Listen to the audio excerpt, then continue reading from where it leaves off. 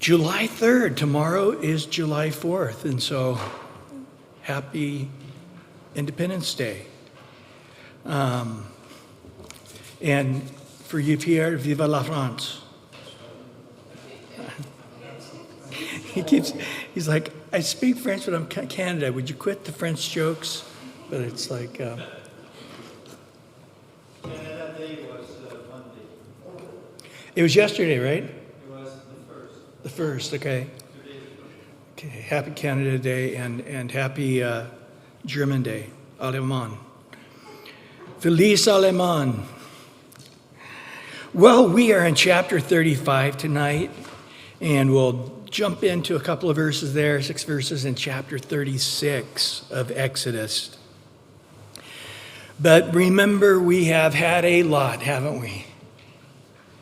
We have had the call of Moses and the great coming out of Egypt and passing through the Red Sea and manna coming from heaven and a pillar of cloud by day and a pillar of fire by night. And wow, we've seen battles with the Amalekites, and Joshua won, but it was because Moses kept his hands up.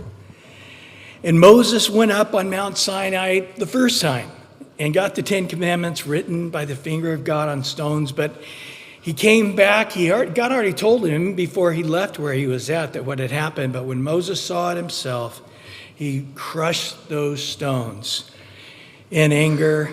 But it didn't seem to be a fleshly anger, but a godly anger. And so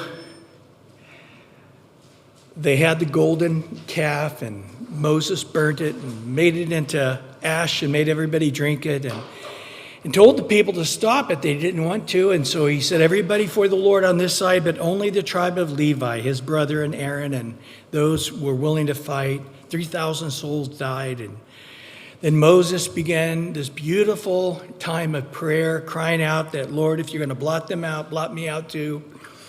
And wrestling with the Lord. And then it came to the point where Moses said, I'm tired of talking to you face to face. Literally in the Hebrew, as mouth to mouth. But I want to see you face to face. It was something even more. I don't think there were words to describe what Moses wanted. But he wanted a deeper insight, view of the Lord. And of course, God said, no man can see God and live. Can't happen, but I'll put you in the cleft of the rock. And he withdrew his hand, and he saw the trailing end of the glory and heard those great verses out of chapter 34, verse 6 and 7, how the Lord's nature was described so beautifully and powerfully. And once again, God wrote with the new set of tablets that Moses brought up, but evidently he wrote with the finger of God again, and he was coming down with those tablets, and this time people are afraid because his face was shining. And of course, Paul tells us as insight, the glory of the old covenant was quick and diminishing. It's nothing compared to the glory of the new covenant. And that glory of the new covenant is not written on tablets, but written upon us, upon our hearts.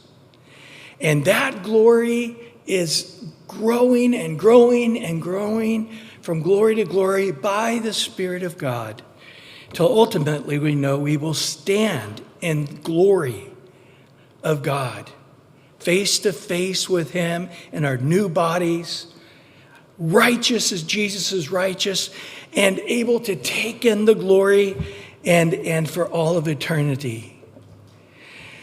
And so Moses is putting this veil over his face, and he comes after them seeing his face shine. And in chapter 35, taking a look first at those first three verses, when Moses gathered all the congregation of the children of Israel and said to them, these are the words which the Lord has commanded you to do.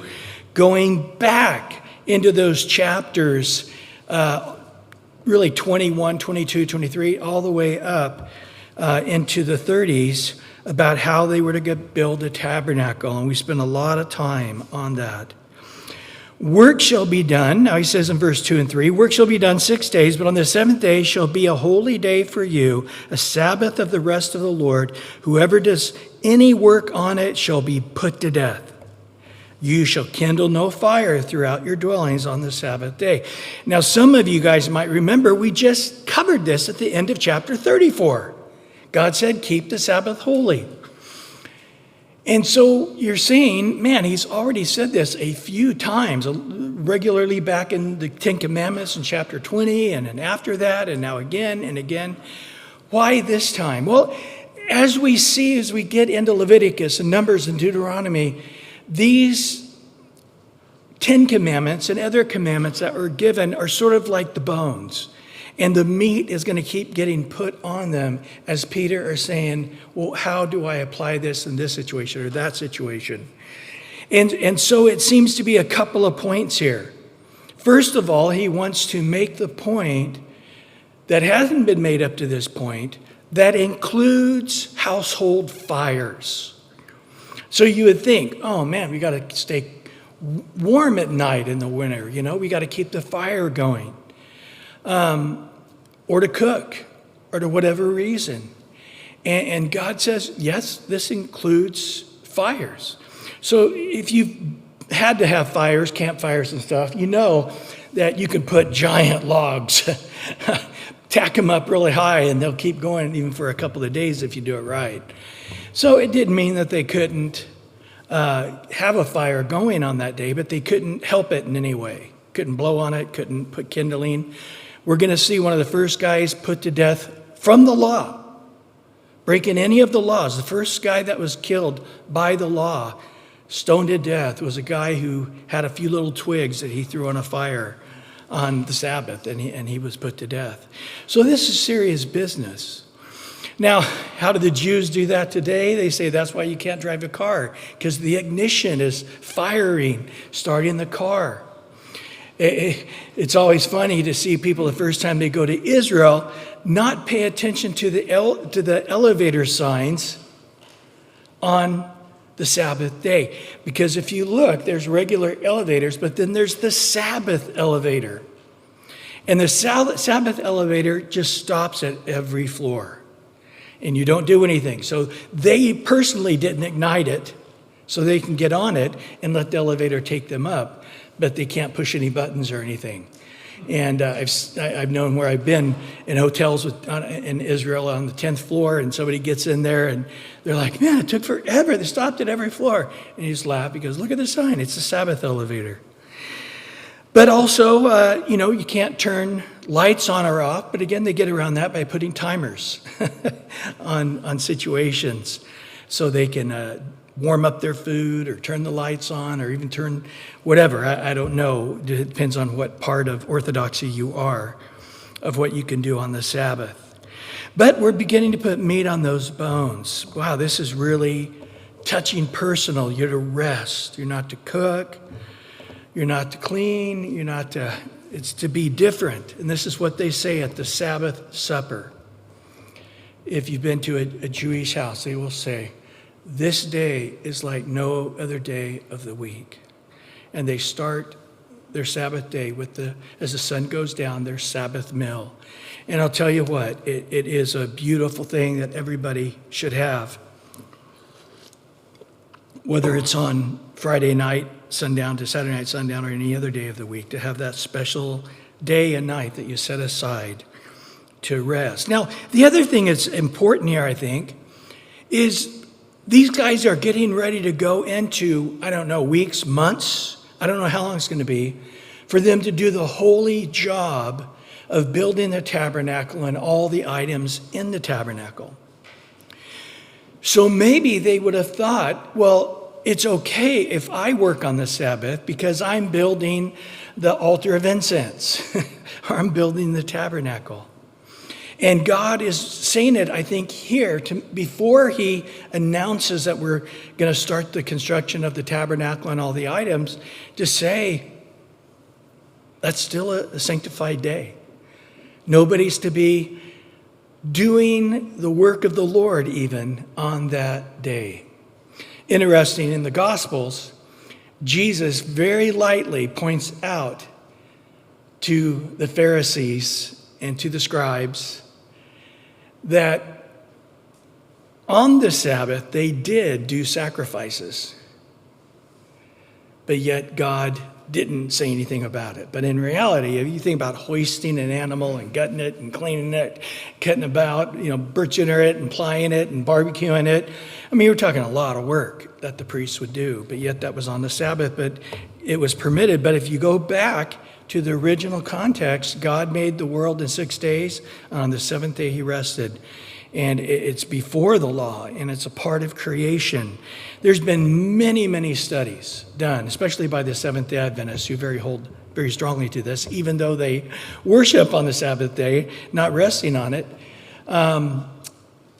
that show that people who have a day of rest are much healthier, more productive, better family life. There's just so many practical values to the keeping a special day set apart to the Lord.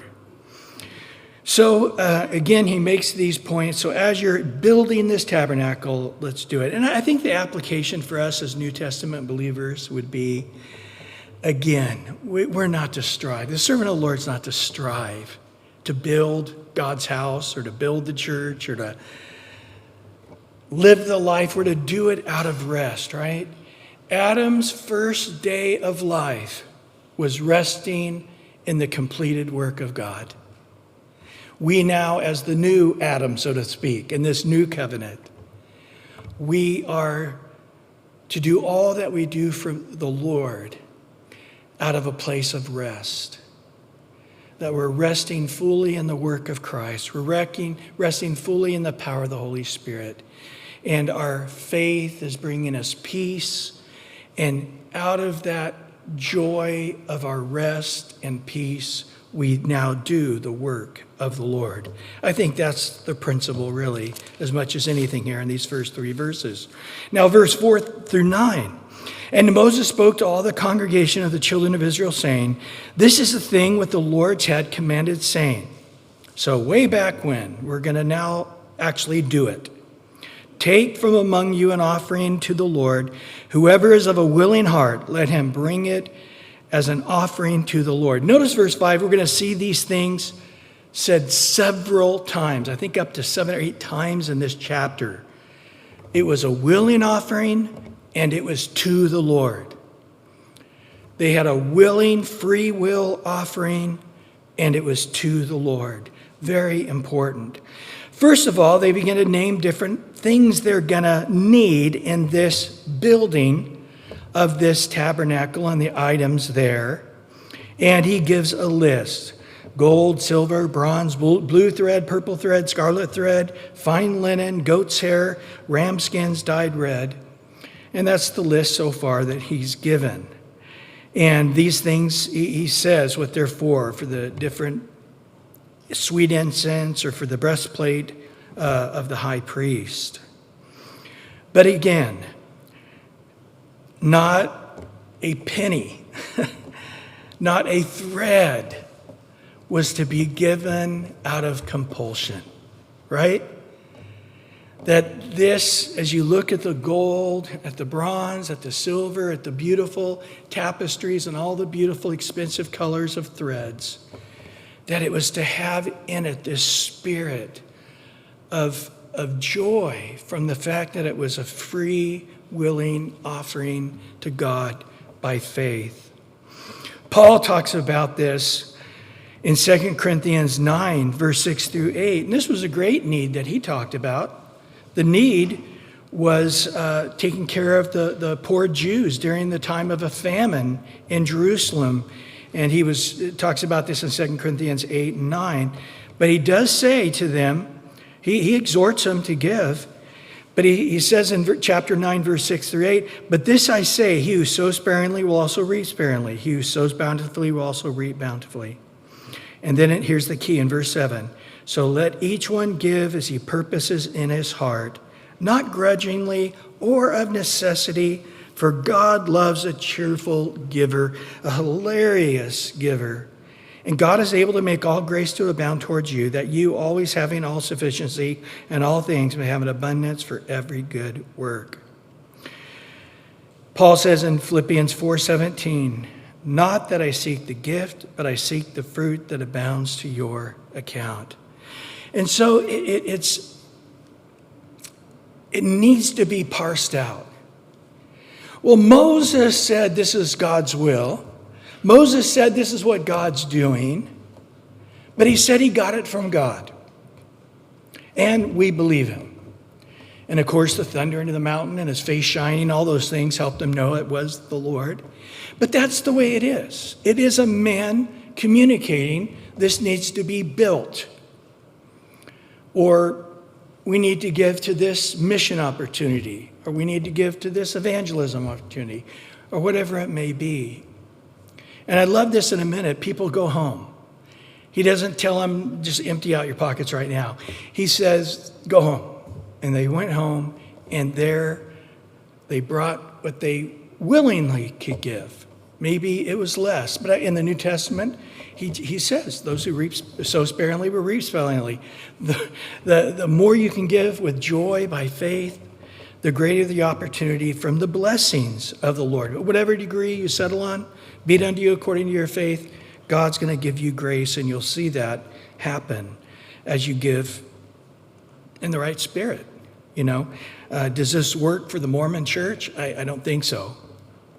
Does this work, I think, for a lot of the health and wealth gospel churches that are just every Sunday coming up with some conniving way to get people to give?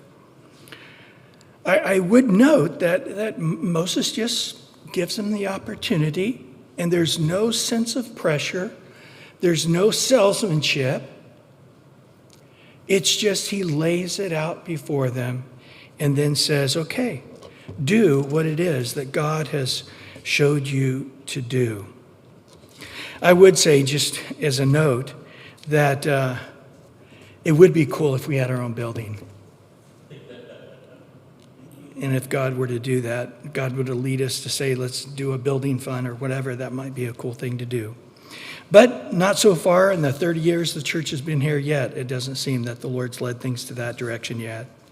But I would also like to say as a note, there were no clever salesmanship tactics, no thermometers or, no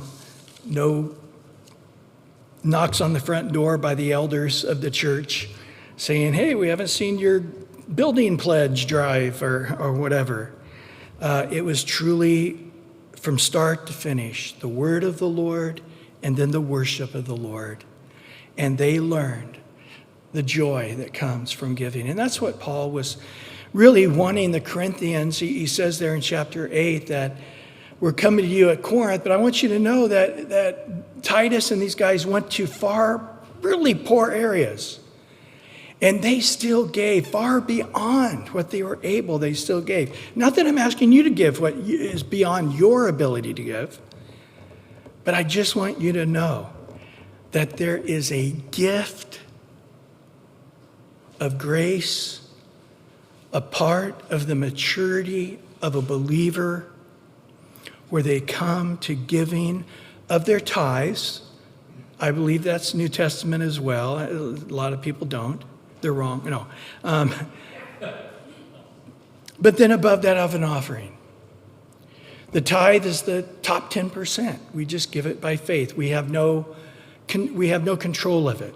We give it to the church, and the elders and the board members use the money. There's no strings. There's no direction of that funds. But then there's to be something above that 10% there are strings attached. You can give it to whatever you want. I'm going to give it to that ministry or to this fund or that fund. And it's could be 1 penny or it could be $1 million according to what your ability is and the fullness of the joy of your heart in giving.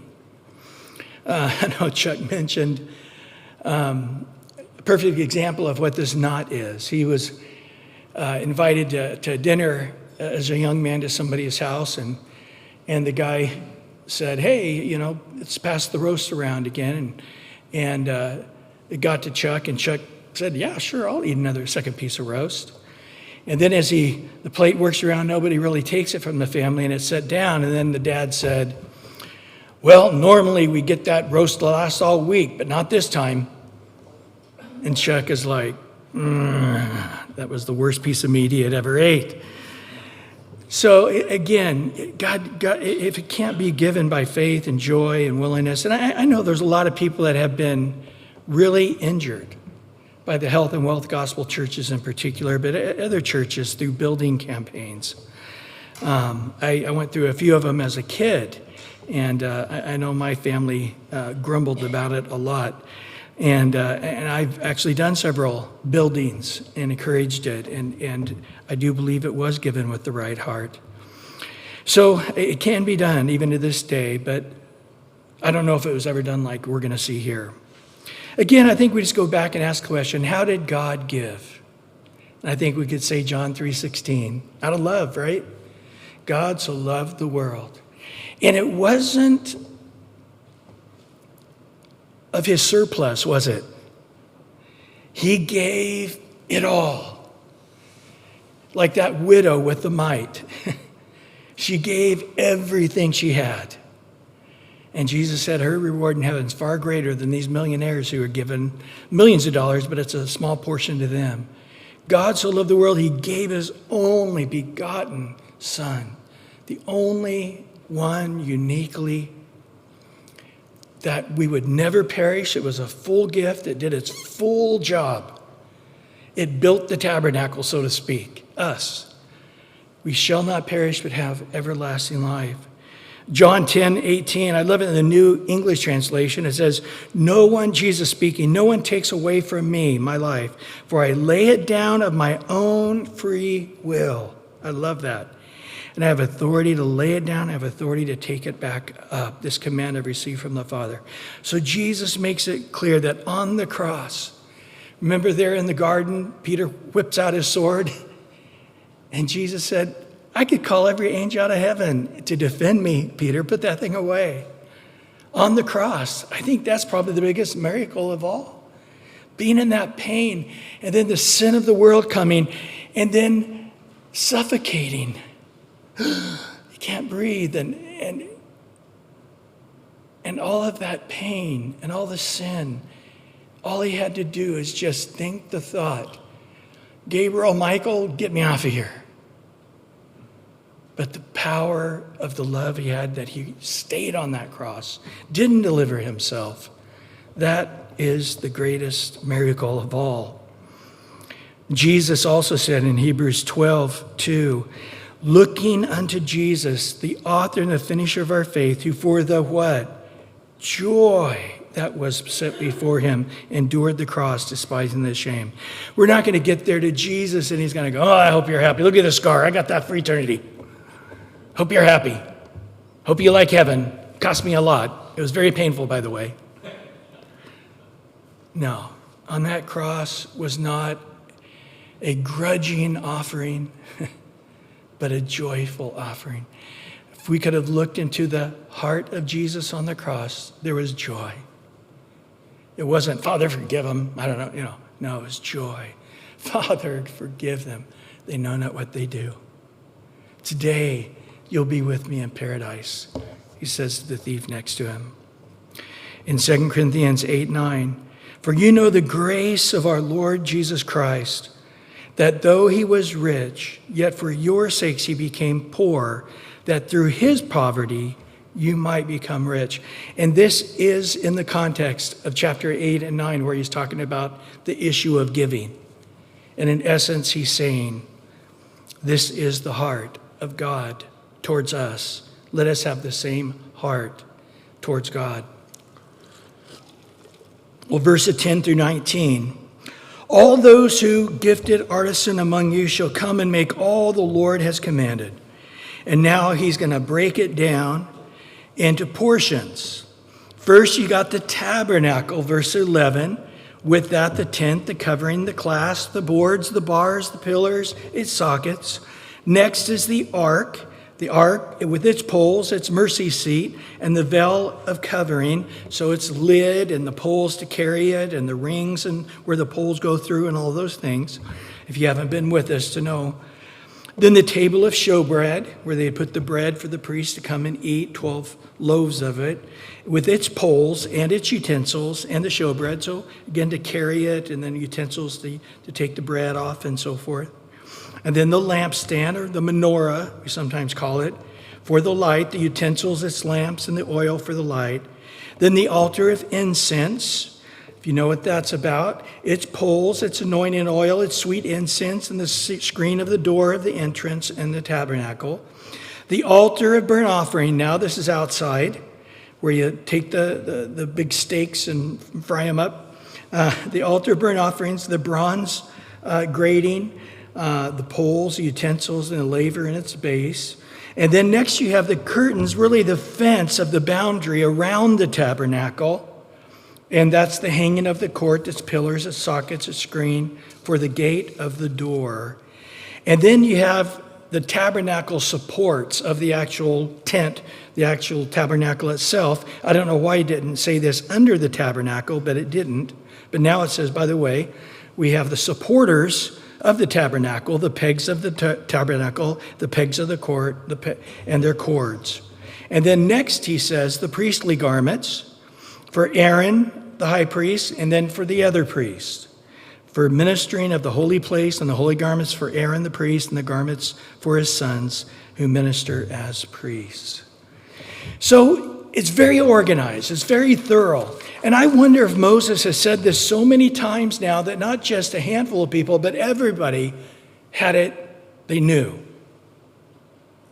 Because you got to remember, very few people are going to actually see these things.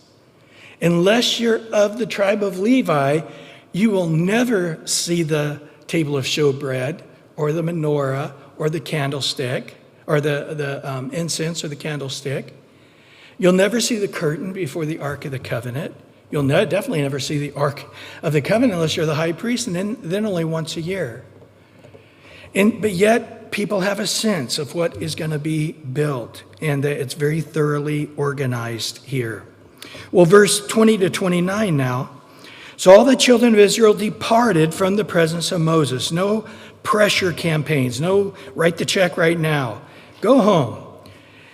Then everyone came whose heart was stirred, everyone whose spirit was willing. And they brought the Lord's offering for the work of the tabernacle of meeting, for all its service, and for the holy garments. So they went home, and they probably said, maybe often marriages, opposites attract. And so maybe the husband's like, we'll just give him a few little beads of gold. The wife was like, I was thinking of giving him a whole bag of gold.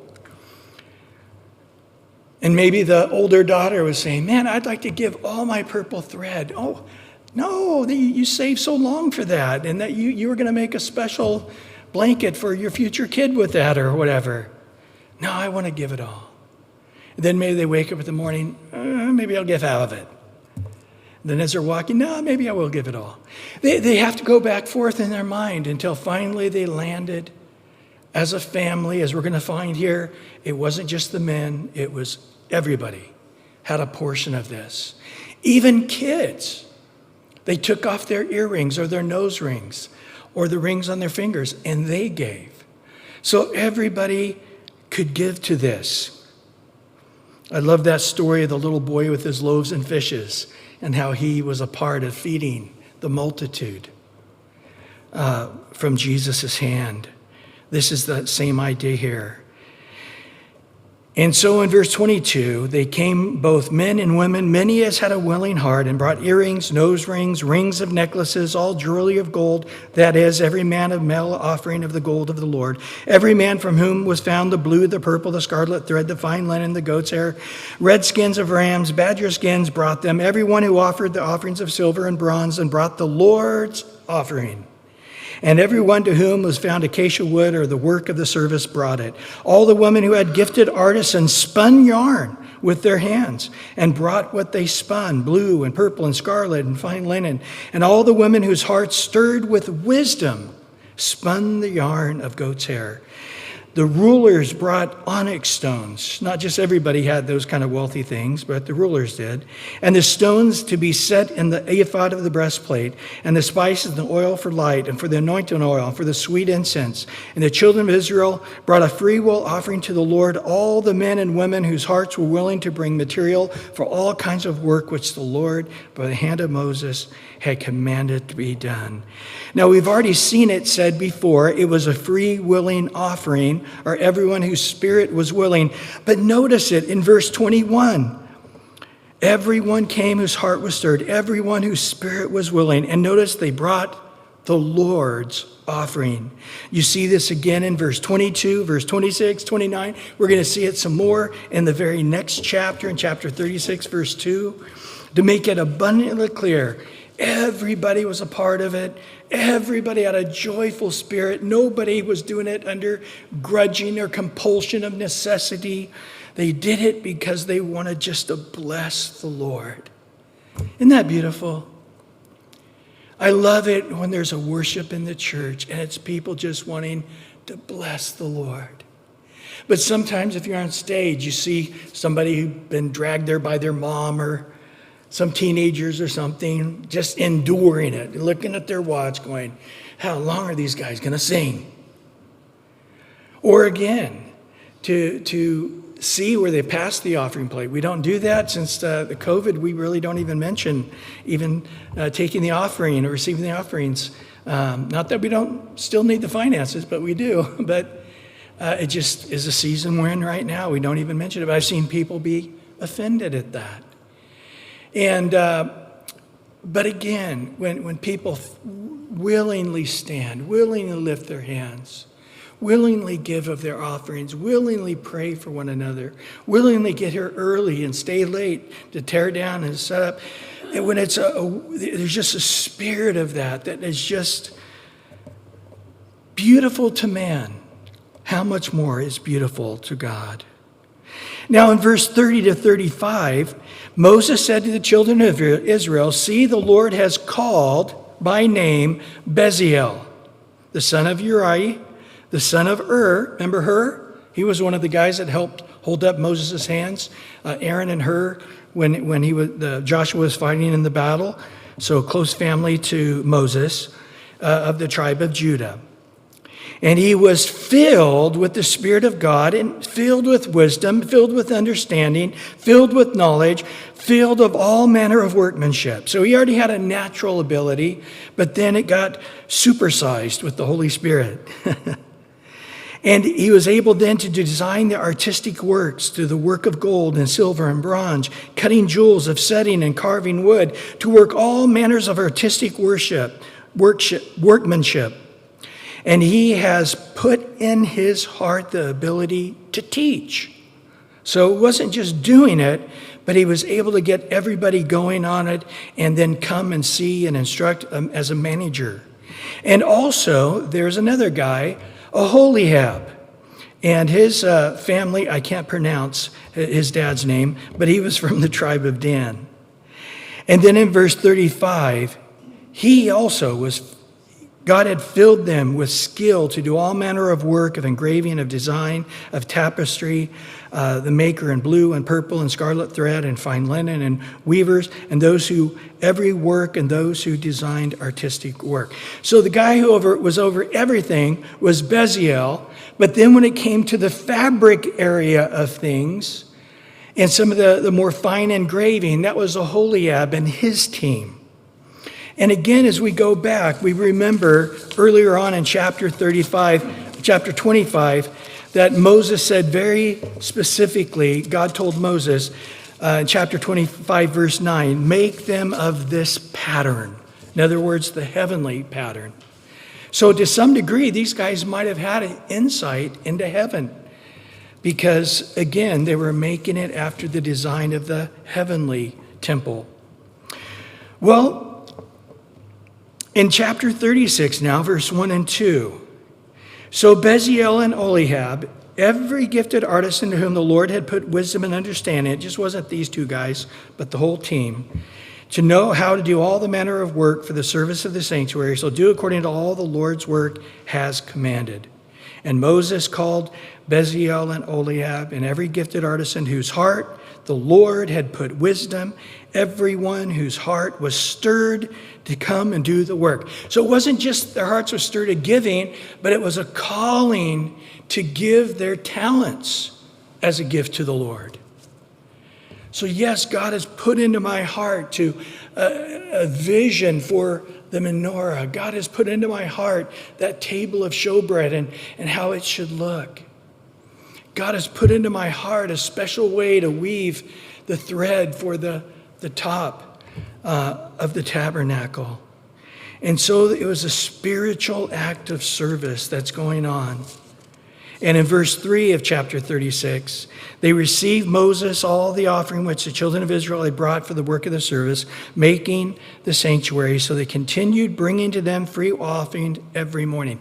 So this is highly organized. So that before they begin to bring the offerings, we didn't realize this, but days, weeks in advance, there might have been drawings that were made. There was a lot of meetings that happened. The guys knew exactly how much gold and bronze and wood and different types of thread they were going to need. And they were ready to accept it and document it. And maybe they built special tents to store them. I don't know.